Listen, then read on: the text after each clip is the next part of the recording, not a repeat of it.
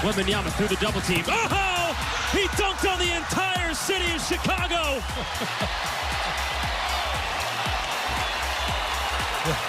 That was ridiculous. That was an emphatic 41 there. Sears Tower, baby. I love that same magnifique. Wemby dropped 40, third time this season, seventh time in his career. He passed Manu Ginobili for the fifth most 40-point games in Spurs history. Okay, Monica McNutt, Wendy, a little time for believe it or not. I'm Wendy, negative on this. We'll start with you. Believe it or not, Wemby will lead the Spurs to the finals this year. I'm saying not, okay? But I don't like it. I don't like that I'm saying not, but I'm saying not, okay? Don't make me explain it anymore.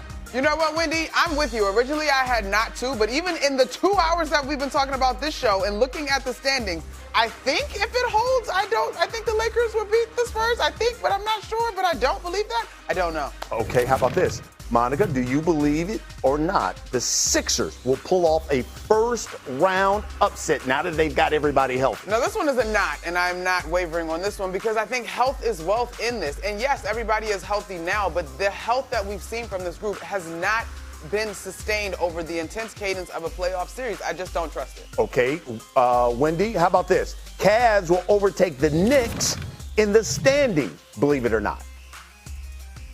Okay, the BPI says that they will because the Cavs have the easiest schedule and the Knicks' schedule is much harder, but maybe they won't. So I say that it may not favor them to be the 3 seed.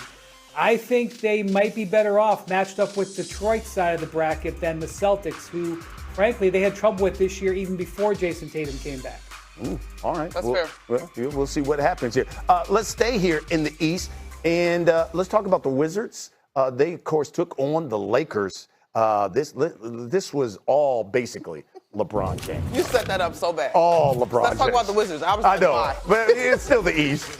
If we talk about LeBron James, and look, the man is 40 and doing this, and he had multiple dunks. And I'm not just talking about one, but look at this.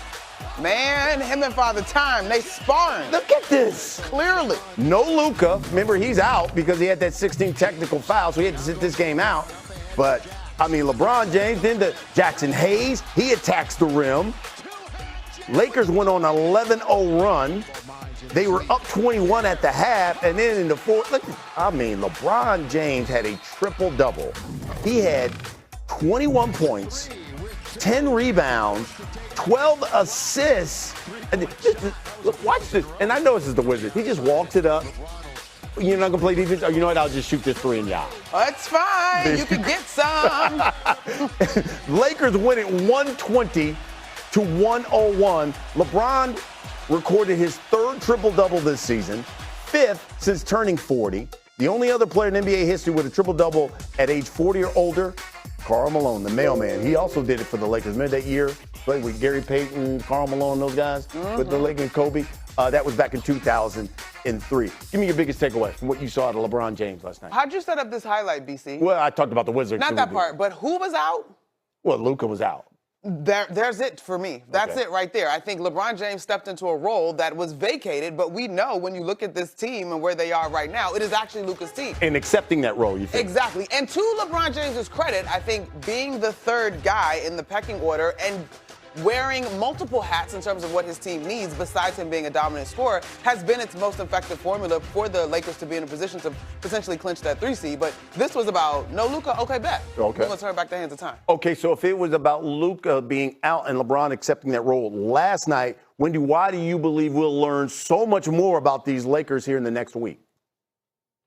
Yeah, Brian, the Lakers have answered a lot of questions over the last month. They've put themselves in absolutely great position to get that 3 seed.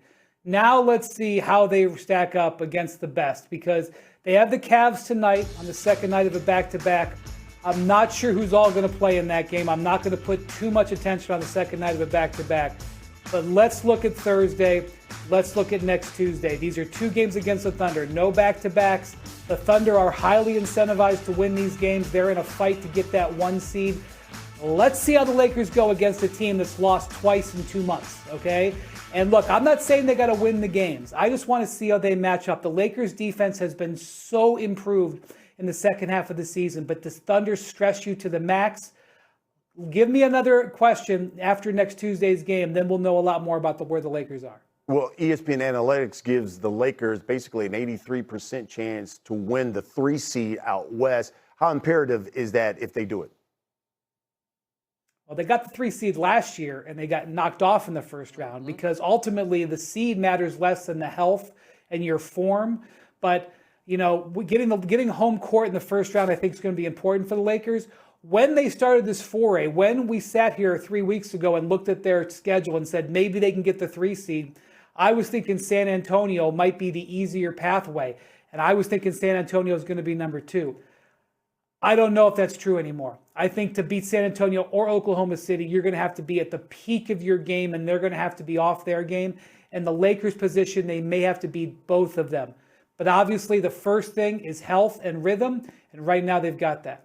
Okay, if that's the case, what would you think about a hypothetical San Antonio Lakers second-round matchup? Listen, and this literally, I said this to you guys a few minutes ago, this question is putting me in the mixer because I will acknowledge that I am one who is hesitant around the Spurs and their experience.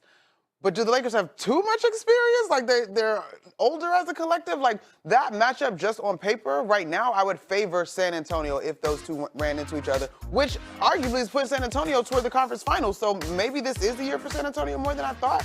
I love and I admire and I appreciate the body of work that LeBron James has given us. But in recent history, probably the last 3 seasons, these runs to get to this point have required so much of him. And perhaps in this hierarchy of this team, it won't require as much. But by April, postseason, first round, you can see the lack of gas at that point. So Luka obviously has carried teams to the finals. I don't know that this team is as well constructed as the teams that he had in Dallas. But they have really rigged and worked it out in terms of how to improve defensively, and I respect that. Okay, I want to stay out west here because Anthony Edwards made his return yesterday after basically a 6-game absence. He did it, though, in an unusual spot. He came off the bench. Edwards was slated to start. He arrived late to the court, checked in like after 2 minutes into the game, scored 17 points in the win. I want you to listen to head coach Chris Finch and Ant-Man on what went down at the beginning of the game. What happened at the start of the game was I mean, nature calls, you know, so, yeah. That's it. Mike had my back up. What happened to you for the first minute of the game? I was taking Grow up, BC. Why are you laughing so hard? He's basically saying I had the bubble gut. Yeah, it be like that sometimes. Yeah. Have you ever had that in the game? You missed it. Not in the game, but you know. Race at this point. Things happen. He's not going to tell you about it. Right, like, geez. All of my business. I'm a lady. God. Getting the Wolves challenge, you think? Gives people something They to talk kept this about. team Hey, together. man, There's a lot I of love good this players in team. this They league. kept them together And, for this reason. Like, okay, we're not going to bust them up after last year. Because of that. To see if they can make a run. There's We've talked a been lot about San chattering on behalf Antonio, of it. Lakers, everybody, Chatter on behalf of OKC. yourself. My figurative glasses. What about the Wolves? I think they have the ability to cause problems on both sides of the floor. I'm a big Jaden McDaniels fan. thanks for I know asking, he's though. dealing with some health stuff. I'm a big Anthony Edwards fan. They have size. They've got experience that I don't think they get credit for. That 4-5, that's whoo. I think you got to watch out for those guys. I really do. Now, what we saw last year, though, it was imperative that they got big-time momentum going into the postseason. That momentum has had its starts and stops here as of late, but there's 7 games to go. Like, what can happen? What do you think, Wendy? They're the only team in the league that's beaten both the Spurs and the Thunder twice this year. So they're going to have confidence there. While they haven't played great all season, they are top 7 in defense the last 10 games. That is trending in the right direction for them. But Monica mentioned something that could be a huge factor here. Yesterday, they ruled Jalen McDaniels basically out for the rest of the season, regular season, with this knee, bone bruise in his knee. He is a vital perimeter defender for them. So he's week to week. There's only 2 weeks left in the regular season. You would need him to be pretty close to strong, to full strength, I think. So that's a big factor when you look at the Wolves' chances. Okay, I want you guys to take a look at our ESPN NBA doubleheader. Comes your way on Wednesday.